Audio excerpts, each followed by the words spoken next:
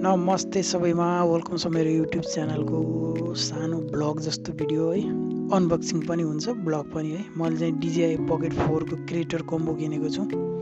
आज यसको अनबक्सिङ गरेर तपाईँहरूलाई देखाउनेछु। भिडियोलाई कन्टिन्यू हेर्नु होला। यदि राम्रो लाग्छ भने लाइक कमेन्ट सेयर गर्न नबिर्सिनु होला पक्कै पनि। बक्सा खोलेपछि चाहिँ हामीले देख्ने छौँ DJI को पेपर, जुन एउटा बुक नोटबुक जस्तो हुन्छ, कसरी युज गर्ने भन्ने सम्बन्धी लेखा हुन्छ यसमा।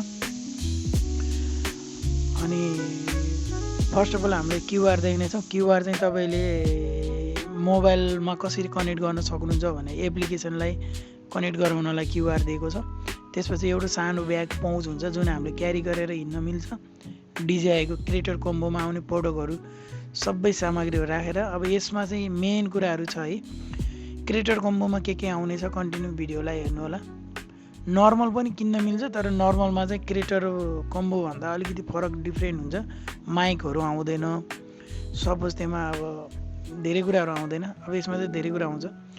लाइट आयो है सुरुमा, लाइट, अनि त्यसपछि चाहिँ दुईवटा नोइज क्यान्सलेसन माइकको लागि पाउच टाइपको, अनि त्यसपछि ब्यान्ड भयो त्यो, त्यसपछि माइक चार्जर, अनि यो चाहिँ हो तपाईँको केबल जुन पकेट 4 चार्ज गर्ने सी टाइपको, अनि त्यसपछि यो चाहिँ स्ट्यान्ड टाइप जस्तो हुन्छ सपोर्ट दिनलाई। यो चाहिँ माइक 3 है, अहिले न्यू मोडल DJI माइक 3। यो चाहिँ स्ट्यान्ड भइहाल्यो।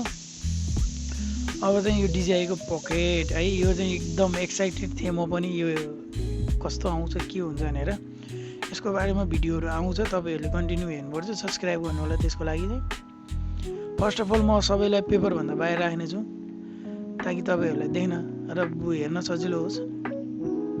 स्ट्यान्ड भयो, लाइट भयो, वाइड एङ्गल लेन्स पनि आउँछ साथीहरू। एउटा लेन्स चाहिँ मैले बाहिर निकालेको छैन।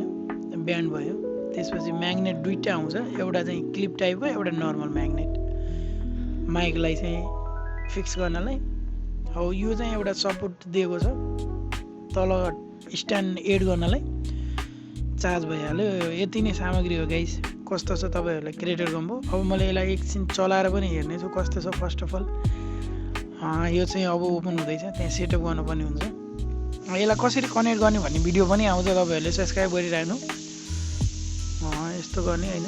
जे होस्, भिडियो कस्तो लाग्छ तपाईँलाई, राम्रो लाग्छ भने मलाई फलो गर्न नबिर्सिनु होला। टिकटकबाट हेरिराख्नु भएको छ भने, यदि युट्युबबाट हेर्दै हुनुहुन्छ भने सब्सक्राइब गर्न नबिर्सिनु होला। बेल आइकनलाई क्लिक गर्नुभयो भने आउँदो भिडियोहरू तपाईँहरूले मजाले नोटिफिकेसनबाट हेर्न सक्नुहुन्छ।